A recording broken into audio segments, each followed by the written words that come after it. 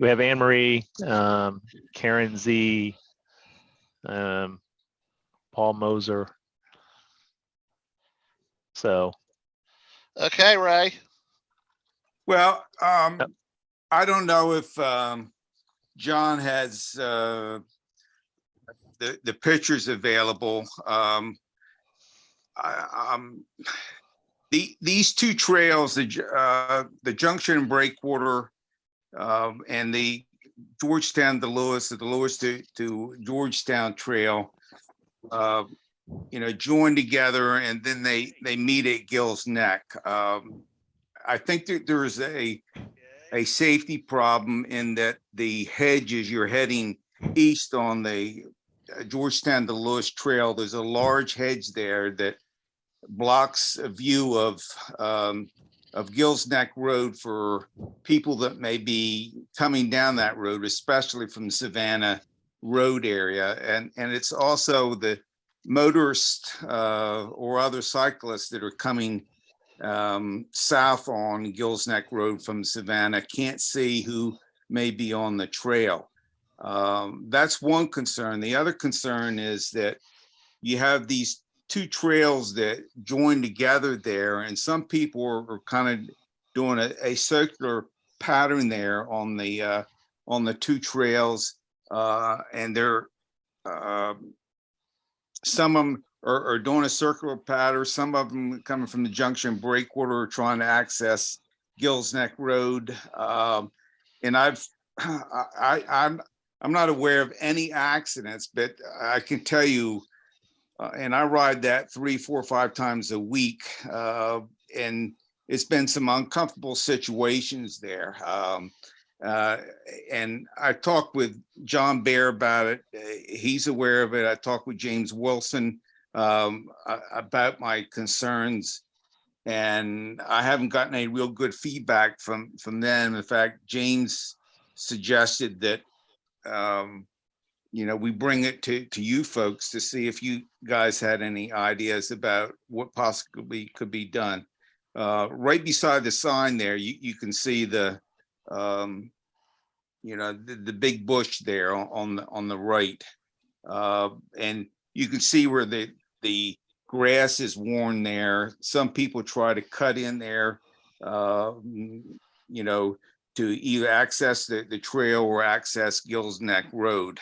And you can see the Junction and Breakwater Trail coming into the side of the Georgetown and Lewis Trail. And I didn't know whether if you could separate the two trails and maybe having two areas, maybe 20 feet down from where the Georgetown and Lewis Trail is, further down, so they could access and exit at two different places to make it less congested. I also thought maybe if you could spray, some lines on the trail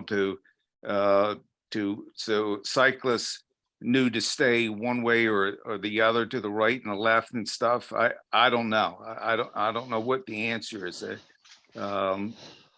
So I'm throwing it out to you guys for possible ideas or suggestions.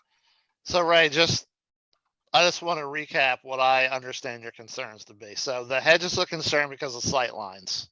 Right. I don't know if we know, John, if that's on private property or not, but you know what I mean? So then the other concern is people get onto the trail here and they get confused about what goes where. Is that an accurate summary? Yeah, well, yes. It's not only that, but when you're coming in, and I don't know how many times people, that are coming south from the left to the right in this particular picture, that will turn like right into you. They'll be completely on the as you're approaching Gill's Neck Road. If you're on the Georgetown and Lewis Trail, they go right into your path if you're on the right hand side. It's just blind because of that hedge there. And I'm not saying cut the hedge down or anything like that, but maybe if it could be trimmed back somewhat to give people more visibility so they see what's there. Yeah, and you also see that there's I guess it's a wire that's with a yellow marker there right behind the stop sign that's there, I guess, holding up or trying to, as a guide for the pole. Yeah, that's a pole. That pole wire, most likely, like, they will not want to do anything with that because it's specifically in a spot that supports the pole against the tension of the other lines. Right. So that's a tough one, but it looks like the hedge is in the right of way, John, a little bit. Yeah, I mean, I don't know what the right of way is. Yeah. It's not, I know it's not that wide, but this is the section of Gills Neck that's within city limits of Lewis. So I don't know Okay. what that is, what the right of way is. I know it's not much. If it's probably almost, if I were to guess, probably 15 feet from center line, if that. So, because I know from just previous dealings that it's not wide in that area. But I'm just guessing. Hey, Scott, this is Tom.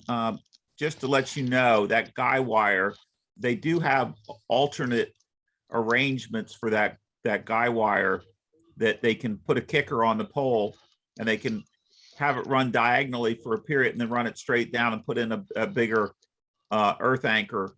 And so there's things that we could do to move that a couple feet Cool. without a big deal. All right. Yeah, Anne-Marie just posted something. John, can you read that? She's on chat. Yeah. Okay. Can you see that? It popped up, but oh, she said based on the pole location, it may be a bit within the right of way. John is correct that the right of way is narrow and does not go much beyond the pavement. So John, what's the deal here? Is this like like who would be responsible for helping out with Ray's questions? That's a good question. I mean, you got Denrec participated in, I think Denrec maintains the junction breakwater, but I don't know where their maintenance starts. I don't know if it's still within city limits or if it starts here where the Georgetown Lewis Trail is.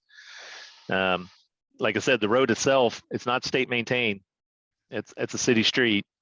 Okay. So, and granted, DelDOT was involved in the design and construction of the Georgetown to Lewis Trail, but I believe there's a maintenance agreement with the city of Lewis that they maintain it. So, I mean, if there's something we can do striping wise, I'm sure we can do that. If something can be done from a maybe signing and striping aspect, we would work with the city and try to get something implemented. But I would also need to verify this. I recall at one point when they took that bridge out, that they were also going to be doing some work on the road and that they were going to do some possible potential improvements where you see this picture, but I have to go back and verify the final approved plans. So, Okay. not saying if it is true, I'm not saying that will address Ray's concern. I just need to see if in fact under the DelDOT project, when they remove the bridge, if the work they will be doing will possibly address his concerns. Okay. What is the speed limit of Savannah Road right at this spot? 25. In Gills Neck Road? Couple other things in the chat, John. Sebra asked if we could put a blinking light pole there. And Anne-Marie mentioned that Denrec Okay. had the entire JBT. So Yep, junction No, breakwater. that wasn't from me. That was from Q&A. In the Q&A, there's a question there. Just clarifying. Oh, Karen asked if we can put up, I think she's referring to the RFP. I mean, that would have to, I mean, again, this is the city limits and there typically is a study that would need to be done. And I don't know if the city would reach out to DelDOT for assistance on that.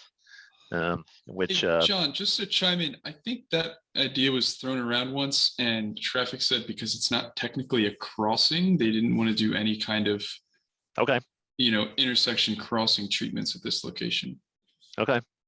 Paul, how does sort of traffic's concerns or views interface, go along with the fact that this is actually a city street, not owned by the department? They'd probably look for municipal funds to implement it, but that doesn't mean we wouldn't be able to provide some level of technical advisory.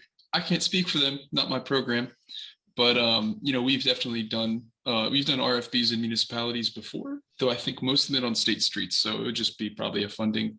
That'd be the only difference, probably. Given that it's a city street, I mean, it seems like it'd be particularly appropriate for any initiative about reconfiguring the street to come from the city. Maybe. I talked with, I think it was Ray like 3 years ago. I think if you guys just took out the yellow center line, you'd solve a lot of the speeding problems. Maybe not, but might help.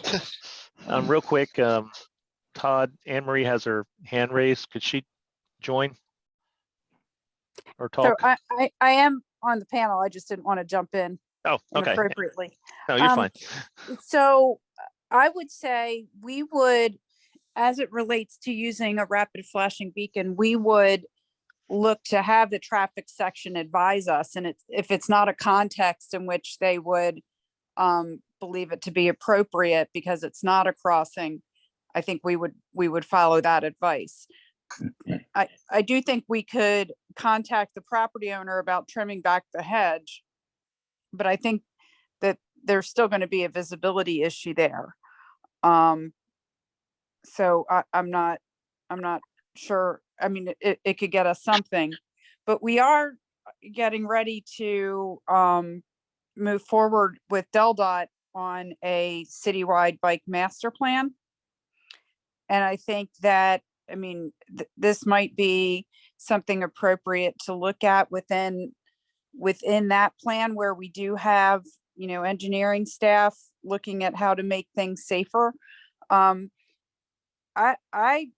tend to believe, again, because of the narrowness of Gills Neck Road, that we should be encouraging through signage for people who are going downtown and that are on the Georgetown to Lewis Trail to exit the trail at Franklin Avenue, which would take them out to Kings Highway, which is a much safer way to get into the downtown and to get to the drawbridge.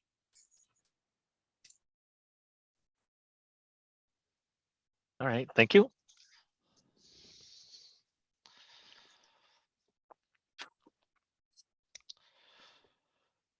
Okay, so it seems like we got a lot of ideas.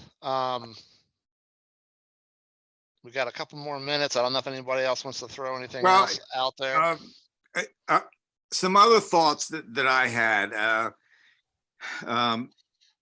probably where the Freeman Bridge is, underneath the Freeman Bridge, just past that area, just south of that, on Gills Neck Road, the speed limit goes down from 35 to 25. And another one of my concerns is not only that this is a awkward access area and lack of visibility because of this hedge, but that, more often than not, that people are traveling faster than 25. And I know that a lot of people don't like sharrows on the road, but but if we could put up, if there is a way to put up some signs like cyclists, bicyclists can use the entire lane or take the whole lane or whatever else, to further remind motorists that, that there's cyclists in this particular area. That's just another thought.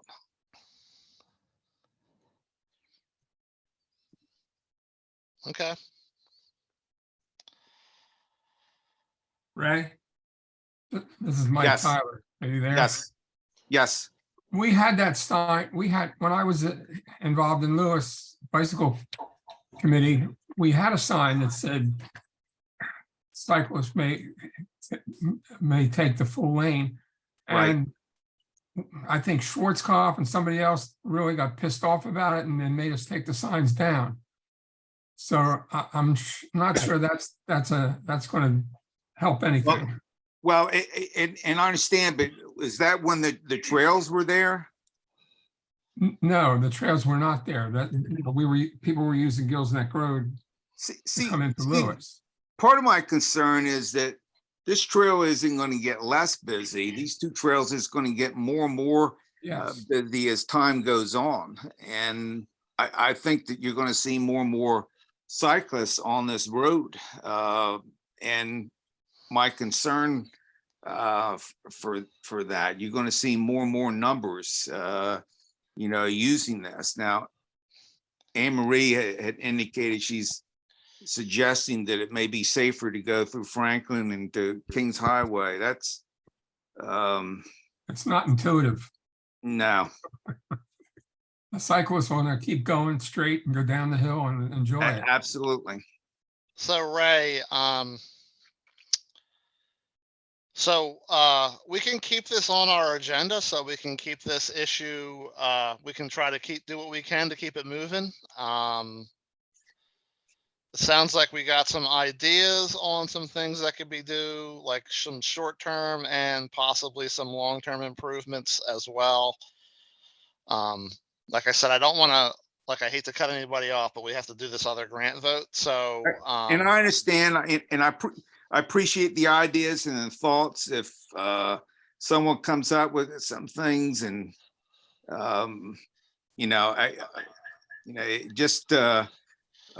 if we can approve it, and in increments here, there, whatever else, I think that would it would serve all cyclists and pedestrians as well. I mean, as you see, there's no sidewalks in this area either. okay. Well, John Well, can thank you. memorialize what we talked about in the minutes. Thank you for your time. Anne Marie, thank you for joining in and adding to that discussion. And like I said, Ray, we'll keep it on the agenda so it doesn't. So it will show up under old business, and we can try to do in between meetings. We can try to do some discussions to see where we can go with it. See how we can help. Okay. All right, thank you. Thanks. Yes. All right. So John, do you want to move on to the grant item? Yeah, I think, because we have a couple of the council members having to leave early, if there are no objections, we can go right to that and then go back and do see if anyone who's attending has any public comments. Okay. All right, very good. All right, so John sent out to everybody, we received 3 applications. One from the town of Milton, one from Newcastle County, one from Seaford. The committee met with all 3. We all reviewed the executive summary that the folks from DelDOT put together. Just to kind of give you a quick summary of what the different projects were. The Newcastle County project is an initiative that came out of some of the planning that's been done with Will Mapco. It involves improvements to it's an existing trail essentially that would link some residential areas off of Folk Road with the Brandywine Library, a large park, and Brandywine High School, as well as other residential areas across the street. The Milton project is a really awesome but ambitious project where they would like to basically convert the main north-south streets, which are Union and Mulberry, and they connect into kind of their main east-west routes, which are Chestnut and Federal Street, I believe it is. Convert them into one-way streets, with that other lane being dedicated for pedestrians and bicycles. And then the final project is for the city of Seaford, and they have a troubling intersection. I can't remember the name of it, John. You'll have to pull up something for that one. It is a really odd, like, intersection that is like, I don't know, there's probably 5 streets that come together there, and you can tell it's just the kind of the historical intersection that's been just added to over the years, but not really improved to current intersection standards. And it needs some help. It has some definite safety issues. It was interesting when we were there, some bicyclists were actually riding through it. And I think there's been at least one fatality at that intersection. Yeah, Scott, real quick, it's Stein Highway, Front Street, Bridgeville Highway. Those are Okay. the roads. Yep, super busy intersection and no real way for pedestrians to get through it at all, or bicycles. So we met with all 3 groups. Definitely were some great meetings with everybody. As usual, it seems like all the projects are definitely like projects that we'd like to see happening, but also, as usual, we have a limited amount of money to disperse. So the committee met, we reviewed the DelDOT report, and our recommendation is to award a grant of $21,500 to Seaford that would allow them to do their entire project that they submitted for. And the other, that includes 20,000 out of the money that was allocated for the grant, and 1,500 that was allocated in another part of our budget that John worked with finance to say that we could add that into the Seaford project. And the second part of the recommendation is to award $10,000 to Milton. The reason for that discrepancy, I know that we usually go 50-50 split or something close to that, is because the Milton project is actually $94,000 study. So we don't, at the most we would be contributing 15,000, and that wouldn't allow Seaford to finish their whole project. So we'd like to give Milton something, but feel like since they have a large project, if we can contribute something, that's great. Hopefully you guys had a chance to look at the information. Is there any questions about anything?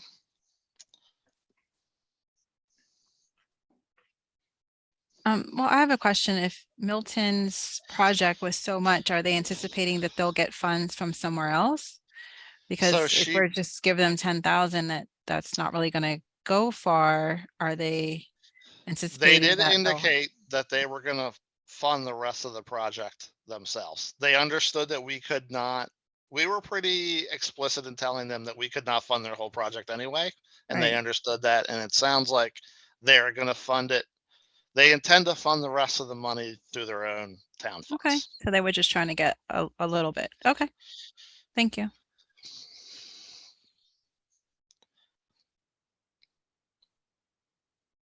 Scott, are you entertaining a motion? I am entertaining the motion. I'd like to make the motion that we accept your recommendation. The committee's recommendation, not Scott Hoffman's recommendation. Sorry, the recommendation presented by you, Scott, for the committee. All right, so what I'll do is I'll go down the list of all the council members present and to get a yay or nay, and then I'll tally the votes, if that's okay. Well, I think we need a second first. Oh, okay. Well, that's what I'll do if we get a second. Sorry. Scott, I will second that. This is Mike from Run. Thank you. All right. So Walt. Yeah. All right, Fran, Yes. Mac, Yeah. Shebra, Yes. Tom, Yes. Scott, I'm abstaining because one of the applicants is also one of our clients. all right, Mike Crumrine, Yes. Marty Lesnar, Yes. Jackie, Yes. Mike Tyler, Yes. Mike Wagner, Yes. James Wilson. I'm going to abstain as well because I sort of knew all the applicants. Okay, with that, that's 1, 2, 3, 4, 5, 6, 7, 8, 9, 10 yeses, 2 abstain and 0 no's. So seems like the motion has passed. Okay, John, can you just kind of remind everybody what happens next? So we, Tomorrow I will send out a letter, an award letter, so to speak, to Seaford and Milton, indicating that, you know, they're receiving an award from the grant. And then it's on me to begin the process to transfer the funds to the city. This would be a sponsored administered agreement, in which case we transfer the money to the municipality, and then they are essentially the project managers of those funds. So there would be no timeline to spend that money. The only timeline is that it needs to be transferred to those recipients by the end of the fiscal year. okay.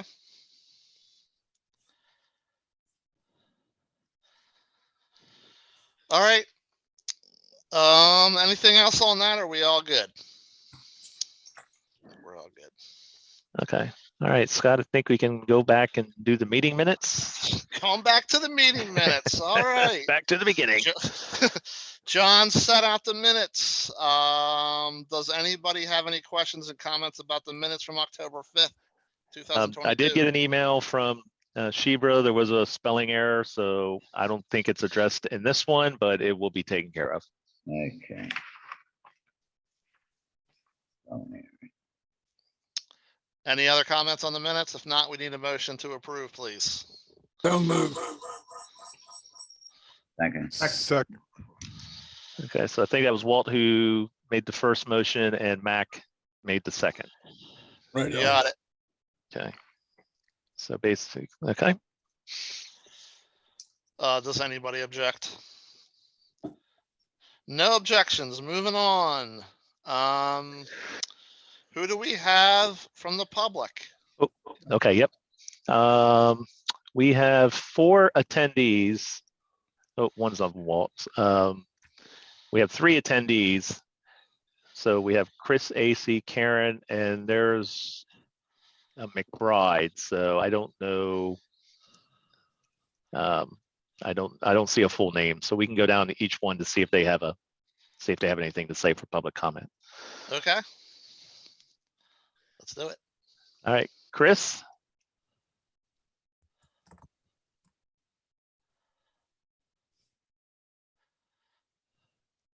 You there, Chris?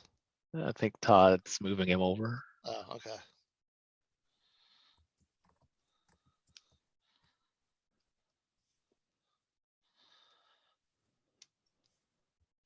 No, Chris has his hand raised to talk.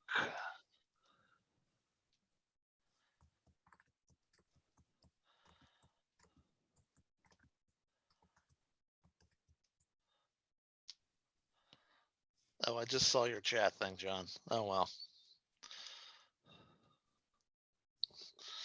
Okay, can you hear me now? Yes. Okay. I do have a public comment. In Dover, along North Street, there is a multi-use pathway.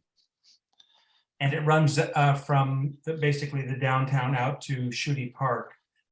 And just west of where the POW Parkway crosses, there was a cut made in the pavement of the multi-use path.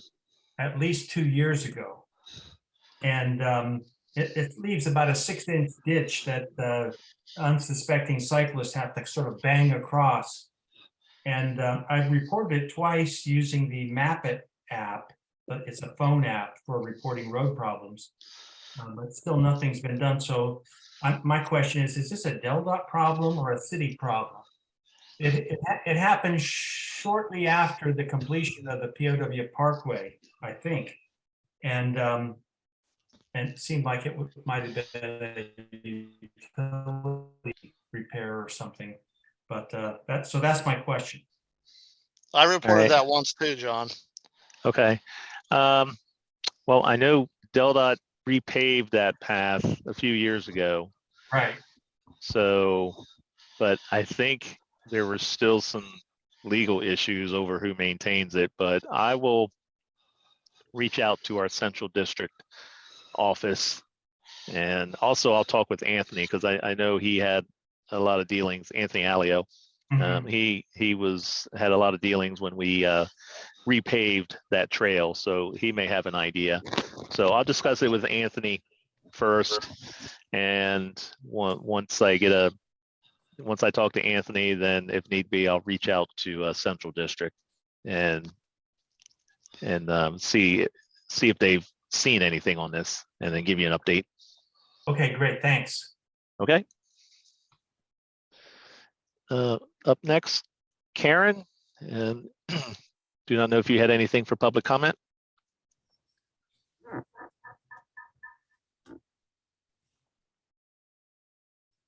Hold on. Nope, Oh, I don't. we hear you. Are you there now? Yep, we hear you. Okay. No, that was great to see Seaford and both Milton. That was a great decision. And I'm happy to see some talk about crossover on Route 1 for bicyclists. So you guys seem to be on it. It's just wonderful to be here and listen to you proceed and move forward. Good stuff.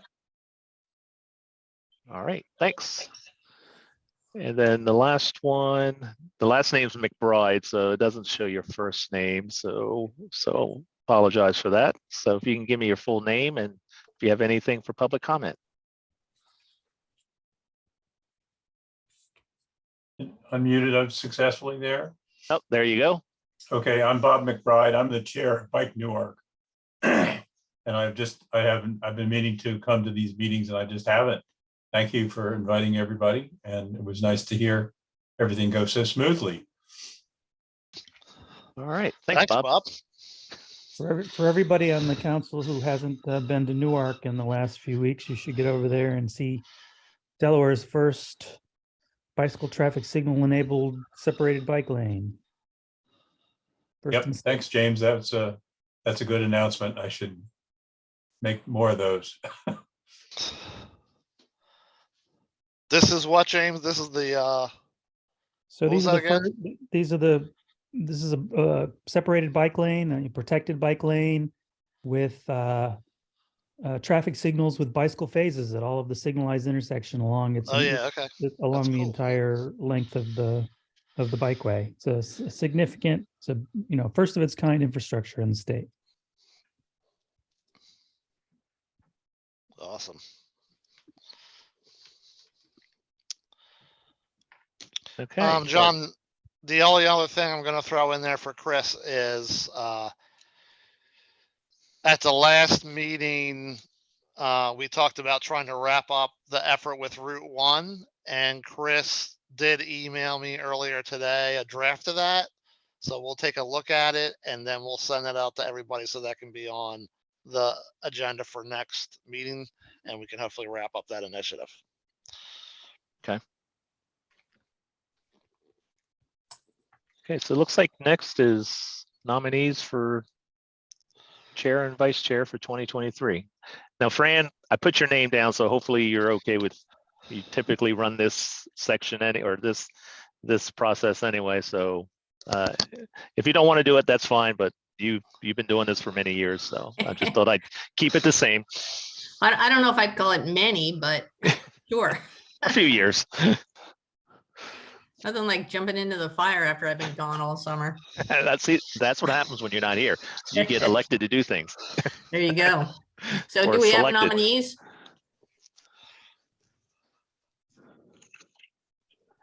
Are there nominations for the chair and vice chair? Does anybody want to nominate anybody? Will Scott serve again? Or do you want to keep it the same if the two are willing to do so? I can volunteer for another year. That's good to hear, Scott. I'd like to make a motion that we elect Scott for chair. We can't elect him until February. Well, yes, but he's gonna run for election, all right? I'll second that he runs for election. How's that sound? Okay, so we have a nomination and a second for Scott to continue on as chair next year. How about vice chair? Who is currently Walt, just to let you know. Walt, are you interested in doing it for another year? I'll do it again. Well, that's a resounding yes. Speakers are screwed Okay, up. I just gotta throw out something there. We gotta get Walt's audio fixed if we're gonna. Yeah. Yeah. So do we have a nomination for Walt? Yes, I'll nominate Walt. Okay, Mike Crumrine nominates him and we need a second. I would second it, especially if we can fix his audio, because if we go through a whole meeting where he's chairing, we will all be hearing Walt for many years to come. Well, one of you tech heads needs to help him out, and so he doesn't sound like he's underwater. So we have nominations and seconds for both the chair and vice chair. It is possible to submit additional nominations between now and February if anyone so chooses. Is there anybody that I guess we vote on this tonight to accept these nominations?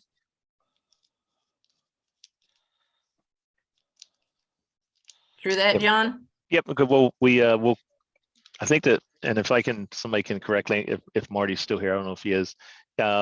We have nominations that it stays open until February, and then I think that's when we close the nominations and then vote. Does that sound? Yeah, I believe we sounds have to right. vote to accept the current the two Yes. nominations we do have, and Yes. then, but it is still open until February. Yes, that is, yes. I believe that's correct, although I'm not aware of anything that says we have to accept nominations beforehand. I don't think we have an advance notice bylaw that says you can't be nominated unless you're approved for nomination a certain amount of Okay. time. So Okay, that's just Okay. a long way of saying the floor remains open up until the meeting Okay. that people can nominate. thank you. Okay, well, in that case, we have one nominee for each position, and the nominations remain open until February 1, at which time we will vote. Okay, thank you, Fran. Congratulations. Yeah. Congratulations accepted. All right, All right. so since we've been doing a lot of skipping around here, I think we're under old business. Yep. Okay, safety initiatives. Oh my gosh, it's all me. It's All right. you, John. All right.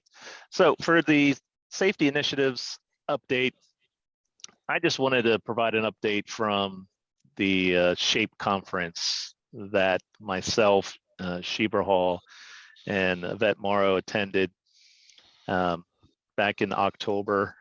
I think it was on 14th, and in which we were there to promote our bicycle trailer, to also help promote schools, elementary schools, to have bike rodeos at their schools for bike safety. So what they allowed us to do was we set up a small bike rodeo on the side of their building, and we had a tent there with information about bicycle rodeos. We also had some other giveaways, and the instructors, those who were interested, would come out, and then I made a brief presentation about bicycle rodeos and how they're conducted, and in which there was about, I don't know, 20, if not over 20, not at least 20 instructors there to see what a bicycle rodeo was about, to get information on it. And the course was also set up to where some of the instructors even participated in the rodeo. So they put on a helmet, they got a bike, and they were able to do the course like the students would when we do our bicycle rodeos.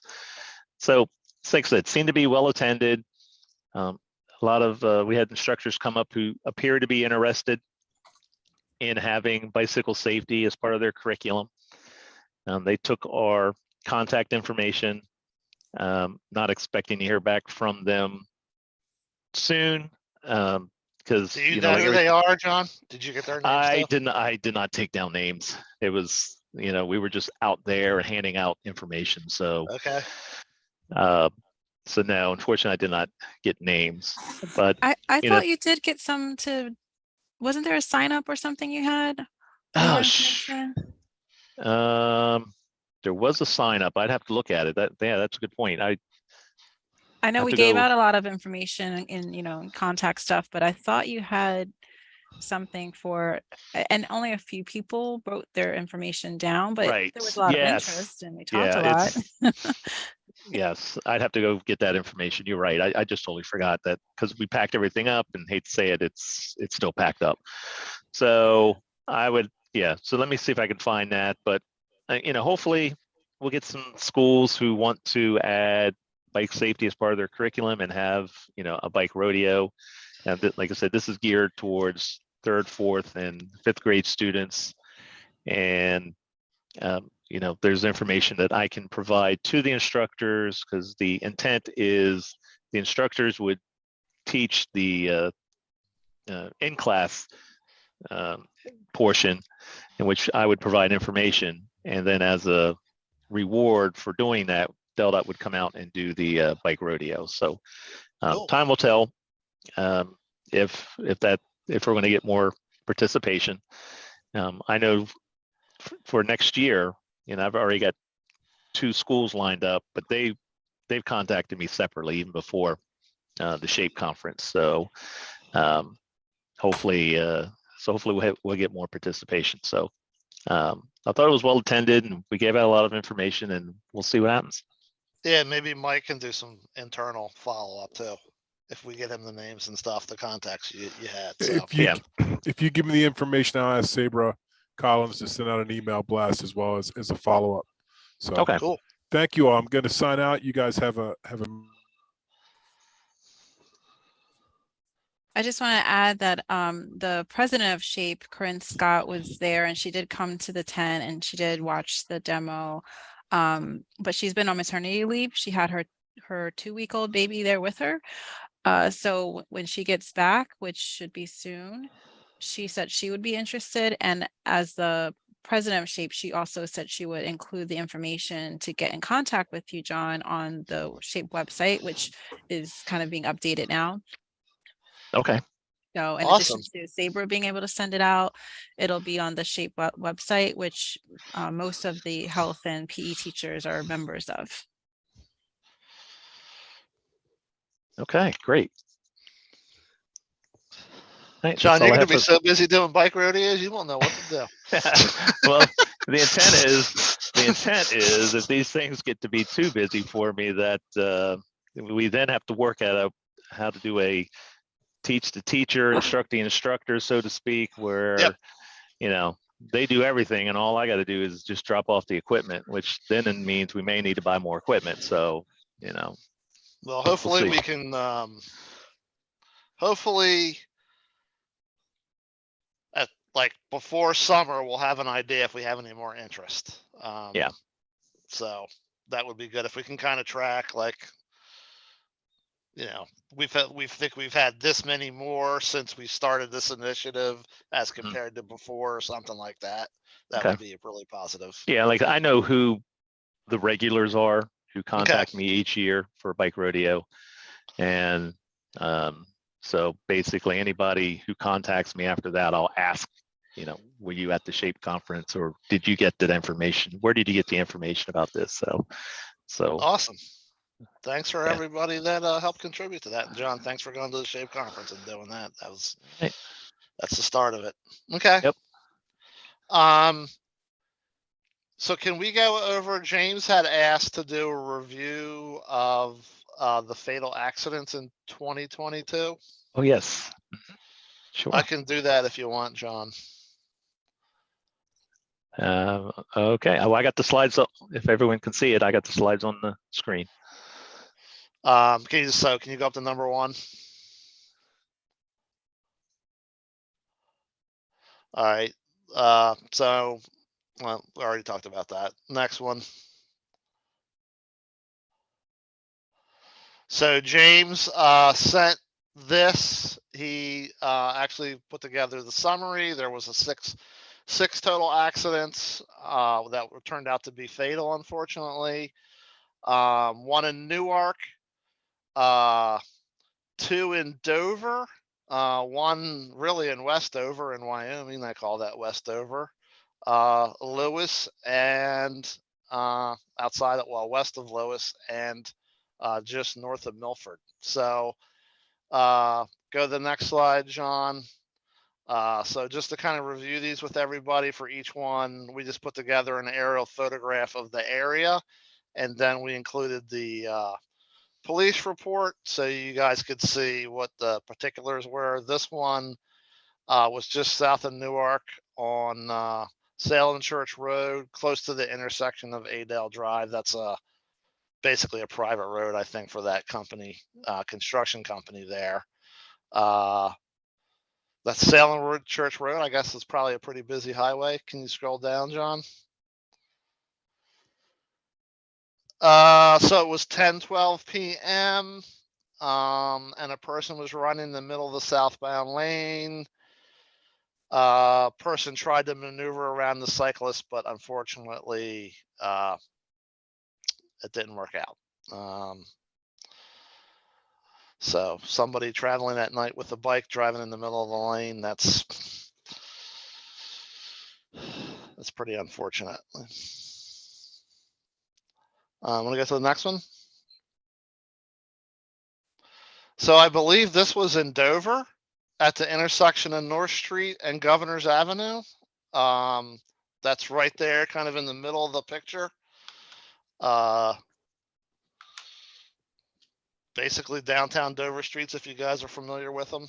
I think this was at night too. Can you scroll down, John?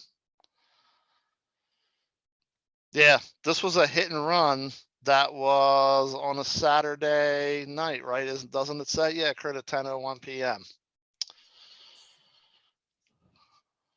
So because it's a hit and run, I guess they really don't know exactly what happened. But I didn't see any follow up on if they were able to figure out who this person was. It did look like they had a picture of their car.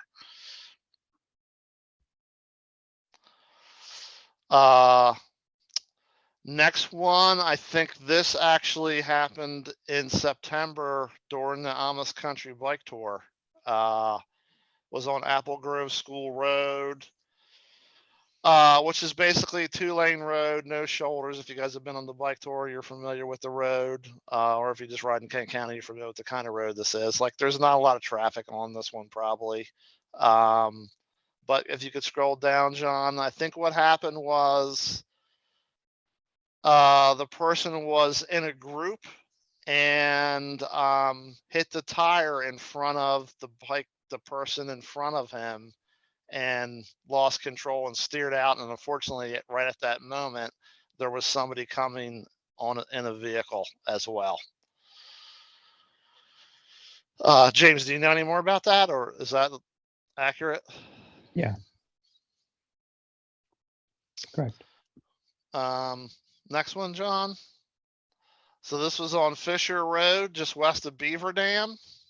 I think this happened during the day. The person was traveling west on Fisher Road. Scroll down, John. So this is another just basically 2-lane rural road. 6:40 PM on September 24th. So I don't know if it would have been dark. It probably still might have been pretty light at that time at the end of September. Yeah, it Looks, could have been light. And where did you say that was? What county? this one's in Sussex. Says cyclist was traveling along the edge of the road. He was traveling west and truck strike the cyclist riding on the edge of the road.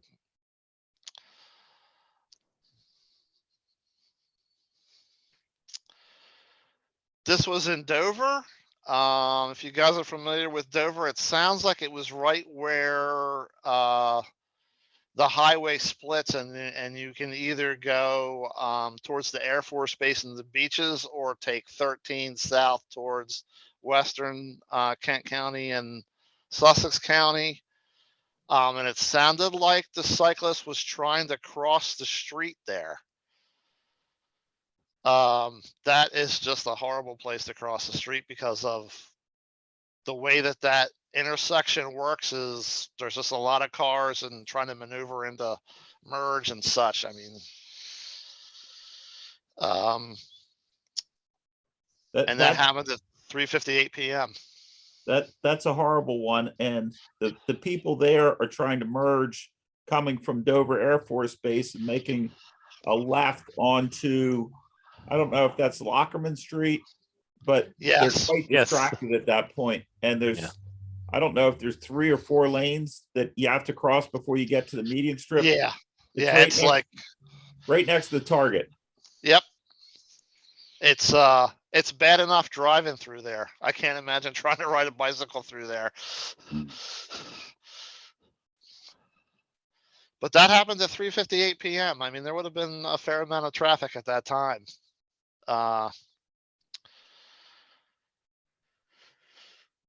So she was crossing eastbound. So she was trying to get across, maybe over to the shopping center. This last one, and John, you know what? There was just recently, they made some crossing improvements at that light just north of there too. Yes. This next one, I think this is the last one. This was also in October. There was 3 accidents in September and 2. There was 1 in September, 1 fatal accident in September and 2 in October. So this happened just north of Milford.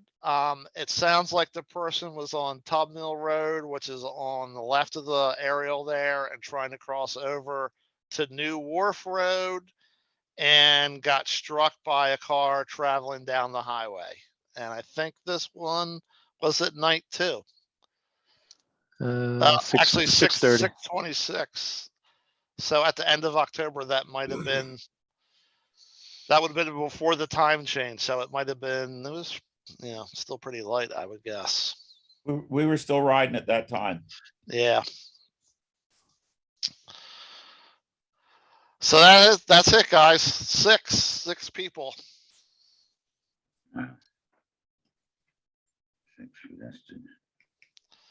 Scott, did you want me to send this to the council members? Yeah, I guess we could put it in the minutes. Okay. James, does that make us the deadliest state in the country as far as per capita? It puts us up towards the top, that's for sure. And these things, like these, I don't know, that it looked like there was some bad decisions here, in addition to some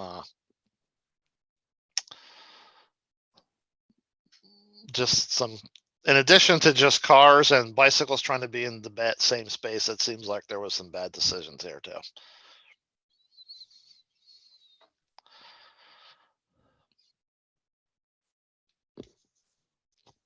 So that's all we have on that. How does that compare to previous years, James? I think you usually had a slide on that too, didn't you? Yeah, I could dig it up. We had in 2000 and I want to say 19, we had 7, which was the biggest number that I have seen since I've been paying any attention to this. It dropped off the last 2 years, and now this year is back up to, close to that record. As far as I know, that's, I mean, they're maybe going back further years, there was something, but as far as I know, that's 7 fatalities in 2019, I believe, was the worst year we've had. And so we're flirting with that again. So still more work to do. Overall Okay. traffic, just to put maybe just, I don't know if it's relevant context or not. The 2022 overall traffic fatalities have now exceeded 2021 traffic fatalities. 2021 was 139 traffic fatalities. We're over 140 now. Oh, you're talking for cars. 139 total traffic fatalities. Okay. Okay. So that includes cars hitting cars, cars running off the road, cars hitting pedestrians, motorcyclists, cars hitting bikes. 139 last year. We'll be beyond that this year. Last year's 139 number was the worst year for traffic fatalities in Delaware going back to 2006. It was a 15-year record. And we're worse this year. Wow. So we're just generally bad too. So it's sort of interesting that we had like the Fisher Road one, that's a rural example. We haven't had that many of those that I'm remembering over the years. But you could connect that to the fact that rural roadway departure crashes for motor vehicles are also, that's the second highest category of fatal crashes in the state. Where cars are going so fast that when they depart the road for some reason or another, you often get a fatality, whether the car hits something or rolls over and over off the road. I think that is a reflection of how fast we design our rural roads. Yep.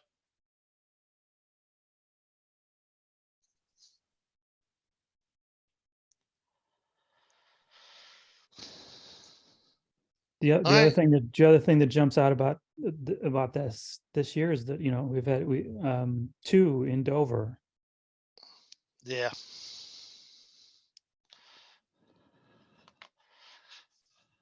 And that one, I can't imagine. I just can't imagine. I mean, I've ridden my bike lots of times from Lockerman over to Target across that intersection where DelDOT just made some changes to the pedestrian, to the crosswalk, and driven through there. I can't imagine trying to go across there on a bike. That's just, I've seen people try to walk across there too, but yeah, it's a bad spot. So what kind of destinations are there over there? You said there was a Target. There's a Target, a grocery store. There's some other stuff in that same shopping center, but the main things are the Target and the Safeway. And the fast food. Yeah. So is that all on one side of the road? Yeah. The east side, you've got the Target, you got fast food, Burger King, I think KFC, Taco Bell, La Tolteca. So there's a lot going on. A small strip mall on the other side. Yes. So yeah, quite often people are just trying to cross right there where all that those 2 roads come together, and not at the crosswalks. Yeah, and then like Chris said, on the east side, you've got Wawa, the strip mall, the hotel, Fridays. So, yeah.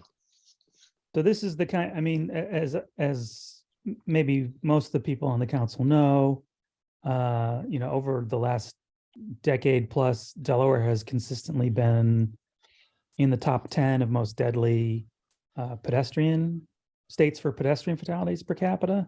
The last time we looked, we were the number 2 worst state in the country, with Florida being only reason we weren't at number 1 was because Florida is really even worse. And the pattern for pedestrian fatalities, this is what that one in Dover sounds very familiar from when we look at pedestrian fatalities. It's on these big arterials, and that have development on both sides. So somebody needs to go right at, from one destination on one side to one on the other, and so that really is the main kind of these what we call mid-block pedestrian crashes. So is the main driver of Delaware's terrible record in this area. And this thing with a bike here in Dover sounds a lot like that one. So, Well, James, how is it that other states have less though? That's what my question is. What do they do differently? So I get that question all the here? time, and I'll tell you what my answer is. So it's not that other states don't have exactly the same type of accident, same type of pedestrian crash, these mid-block crashes on these multi-lane, high-speed commercial arterials. But if you are in, Wyoming, most of your population doesn't live in these kinds of areas. Or if you're in New York State, you've got half of the state living in New York City, where again, you don't have, it's less common to have these type of things. So 9 out of the 10, remember I mentioned that the 10 states, the 10 worst states. So it's really interesting to look at those states. So the other ones are Florida and Texas and Arizona and South Carolina and Mississippi. It's all these southern states, which after the invention of air conditioning, after World War II, that was where America grew after World War II. And how did it grow? Well, it didn't grow the way we grew in the 19th century. It grew post World War II. So everybody was living in a subdivision, and the state DOT built a 2-lane road and then turned it into a 4-lane road and then turned it into a 6-lane road. And then local land use agencies came in and said, look at all this car traffic. This is a great place to put a strip mall and a Target and a gas station and all kinds of whatever else you put along these arteries. And then over time, that development generated, mostly overwhelmed, 99% of people accessing these things on these arterials are in cars. But, if you've got, a population that is not all, Silicon Valley lawyers and engineers, you've got some people who are, unemployed or down in their luck. So they're getting around without a car, but they're getting around in this built environment that's fundamentally, not designed for anybody not in a car. So the reason that we're the worst is because we're among the worst is because after World War II, we built Kirkwood Highway, we developed along DuPont Highway, we built Pulaski Highway, Coastal Highway, we developed like mad. All of these 4, 6, and 8-lane arterials in our unincorporated areas. This is how we grew after, like a bunch of southern states. We did a lot of that growth after World War II, and statistically we don't balance it out with gigantic, either lots and lots of people living in really rural areas or lots and lots of people living in urban areas. We are a very suburban state. Okay.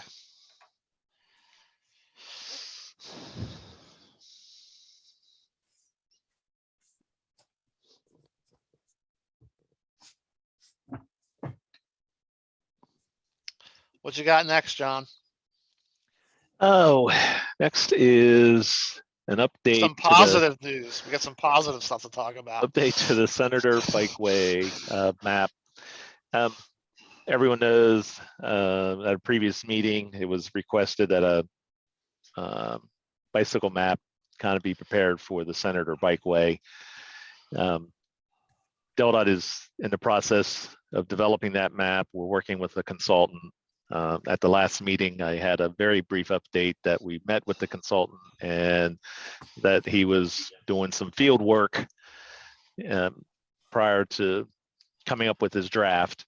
Well, now we, after the October meeting, we met with the consultant again. And please keep in mind, this is only a draft.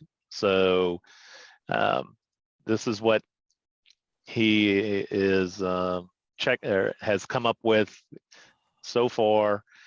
He's still doing some checking of some data. We're looking at possibly, showing level of traffic stress for the streets. But this is, again, a rough draft of how the map would look like. On one side, it would be basically a, excuse me, an 11/17 map, where one side would show the entire loop. So whatever donate. And if those who are not familiar, I'll just do a starting point here at the POW MIA Parkway and 13 at Rodney Village. The trail goes along the existing POW MIA, comes up to North Street, and then extends, excuse me, to Route 8 at the Route 8, Route 15 intersection, which, by the way, is currently under reconstruction. And then it heads east, where it then picks up on the separated bikeway, the two-way cycle track that's along Route 8, and then it ties into an on-street bikeway along West Street, and then eventually it is all on street till you get to Silver Lake. And then at Silver Lake, it picks up a trail, and the trail is then all the way to right now it ends at the Royal Farms on Route 10. And we have a contract to extend that trail from Route 10 to just east of Camden. And then the connection in the Camden area is going to be done under multiple DOTS projects, such as the East Camden bypass project and the 13 widening project. So that's the basic route for the Capital City Trail Bikeway, however you want to call it. And so this is the map he's coming up with, and that's going to be the front. And this is going to be the backside, which focuses on the Senator Bikeway itself, that starts at Dover High School and goes along Route 8. Again, once you get to Route 8, it picks up a portion of the Capital City Trail, the two-way cycle track, and then you're back onto the on-street bikeway at West and Cecil Street, and until you get to Silver Lake Park. So he's going to, the next step is he's going to prepare an actual draft of the map and send it to us, DelDOT, to review. Once I get that map, I would definitely include the council for any comments they should have about the map. Whether other destinations need to be shown or noted, whatever. Definitely include the council for comments on that. So that's all I have for that. Mike, who's the contractor for that? John. His name is Steve Spindler. He has his.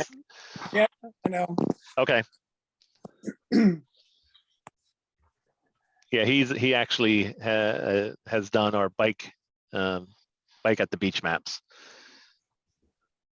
for Lewis, Rehoboth, and then Bethany Fenwick. So, and we're hoping to have the whole process completed in about 4 months, based on our time frames. So,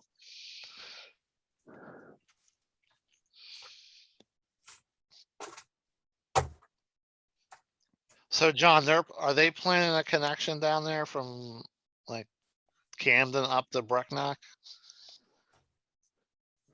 That's not really about the map. That's just a general question. I mean, the only one I know of now that you could. Okay, so from Camden to Brecknock, that would be under the future DOTS projects. Okay. The east Camden bypass, and then the US 13 widening, because US 13 widening is going to have a shared use path on both sides of the highway. Okay.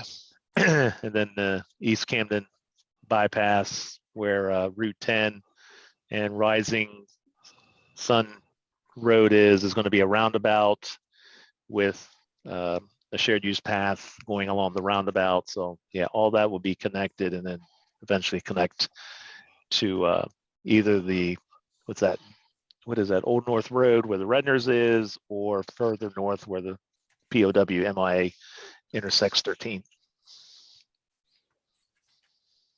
So yes, eventually there'll be a connection.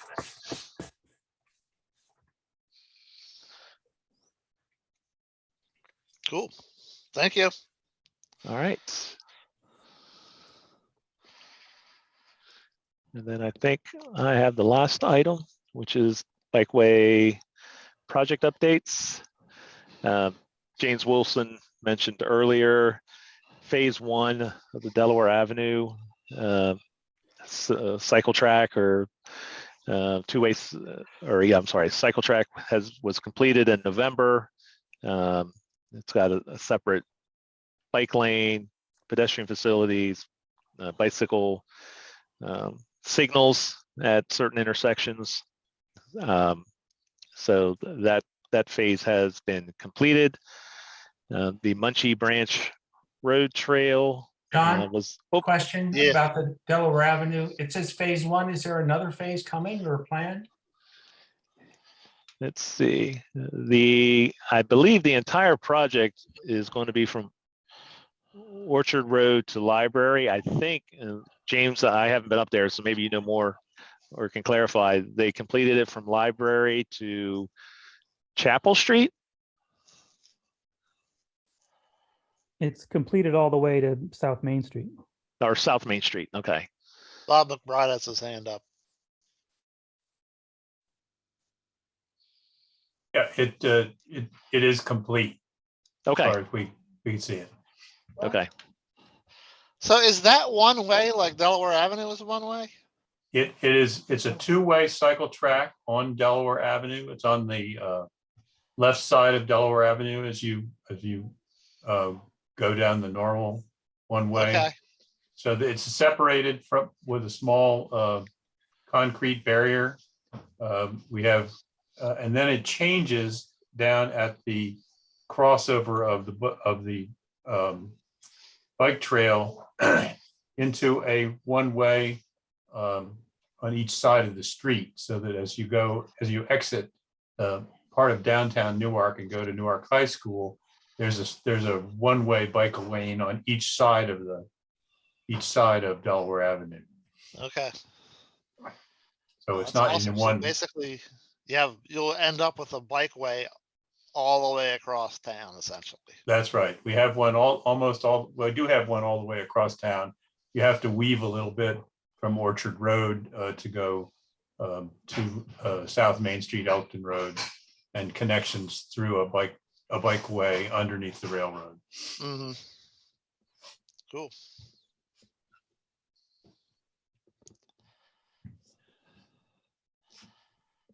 Okay. Trying to figure out any other updates from last time. Double Bridges is the same. Capital City Trail Phase 3 is nothing's changed on that. Same with Augustine. On the Capital City Trail Phase 3, it says that they were going out to bid in March of this year. Is there? No, we're trying to work it to where I think we're trying to get it incorporated into the East Camden bypass project. We're So trying that to see if might- that can be done. Uh-huh. So that might So- delay it. It might not be built in 2023. Might not. I'm not saying it's not, but it's a possibility. Okay. And then these have not changed. Coastal Highway, Kings Highway, nothing new to update. School Lane, there was a public workshop recently that Tom Felice, he's the project manager, attended. He said to him, public workshop seemed to have went well. The only item of concern for School Lane is the right of way. We thought that the right of way was Del Dot's, but it may be the schools. So we're trying to figure that out. But the design of it is still moving forward and on schedule. And which school lane is that? Where is that, John? By William, I think that's William Penn, off of 273. Okay, thank you. Hey, John, so this was a street that was vacated. So it was a public street that years ago was people drove on it, and then it was vacated. So you would think from that history that it would be owned by the department.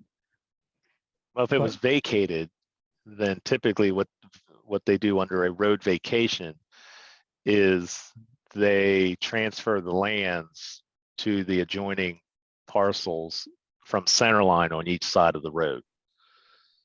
So you're trying to find out if that happened? Well, Tom Felice is, yeah. Yep. Or his consultants are. Because originally they thought it was still owned by the state, but some information came about to where they think it could have been transferred to the school district. But that's not slowing down the design of it. The design's still moving forward. Even if that was the case, as long as the school was amenable, you could do the project anyway. Yes, I would think so. Mhm.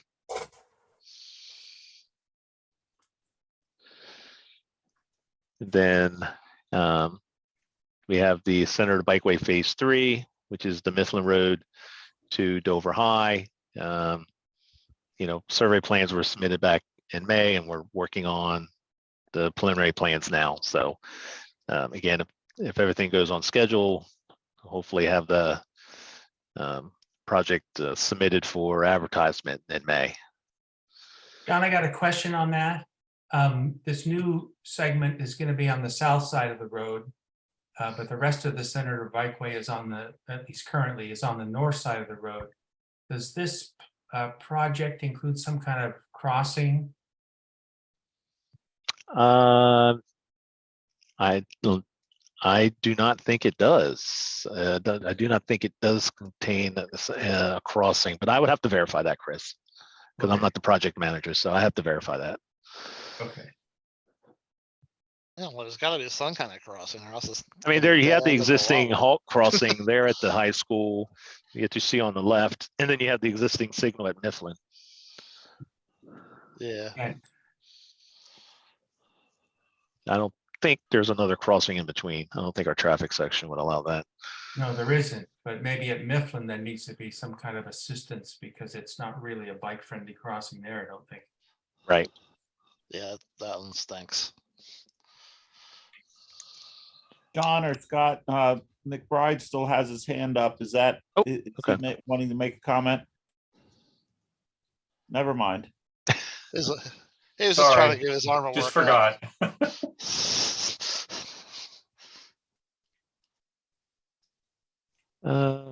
Brentford Road Pathway, what's that, John? Yeah, it's a kind of a continuation of a DOTS project that's on the west side of 13. There's a DOTS project that's putting in a shared use path. And we're basically picking up that project and continuing it east to just past Route 1. So we're going to be proposing a shared use path on the north side of Big Oak Road. Will that connect into the park then? Yes. Oh, cool. Yeah.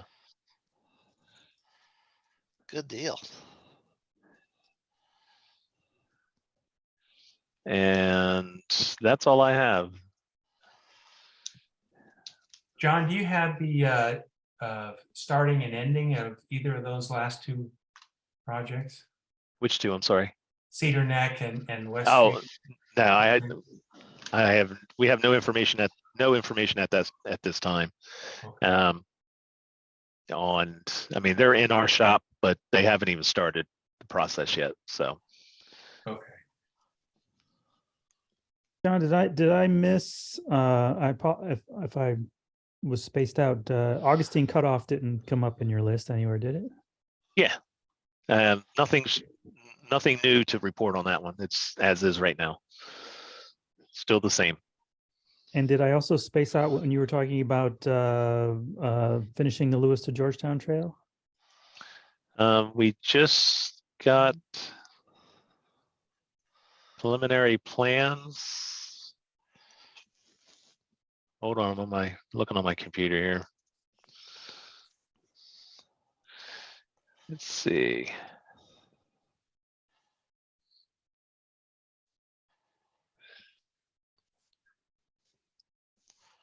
So we've got Fisher Road to Airport Road preliminary plans were submitted on Tuesday. So it's still with semifinal in June and PS&E in December of next year. Is that it? As it what? I'm sorry. Is that the final phase? That would yeah, that would connect. That would make the connection. Now, I don't know if it's going to be constructed all at once. I think they're designing it.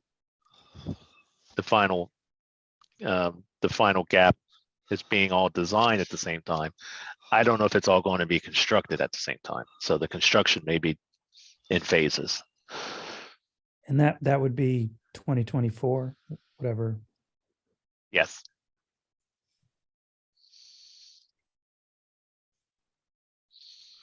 So I'll make sure to get that project on for the next update. Let's finish that one so so you guys can start doing things in other parts of the state. Yeah, there you go.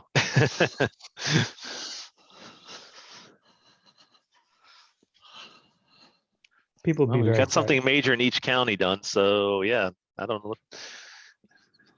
Finishing Yeah, the Lewis to Georgetown Trail will be an enormous achievement, and Yeah, people, that's going to be awesome.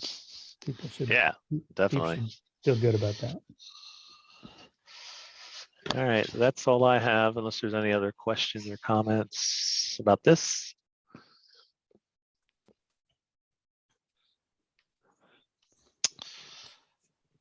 Okay, everybody.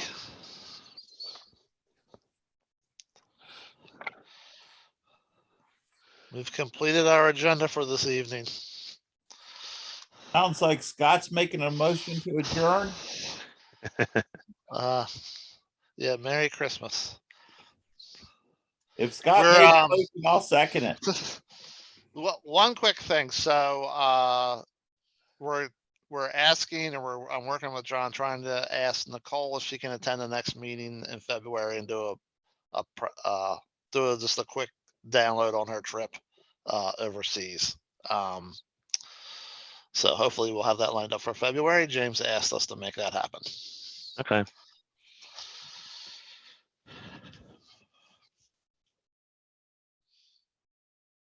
And James, where was her trip again? I'm sorry, or Scott? Netherlands, I think. Netherlands. Okay. Thank you. So she was a guest of the Dutch government to tour the bicycle infrastructure in the Netherlands. Okay.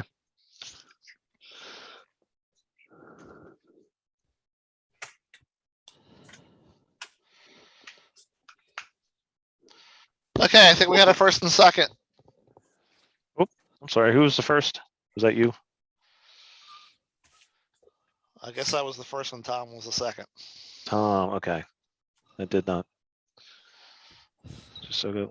All right. Have a happy holidays. Yes, thanks everybody and have a happy holiday and we'll see you in February.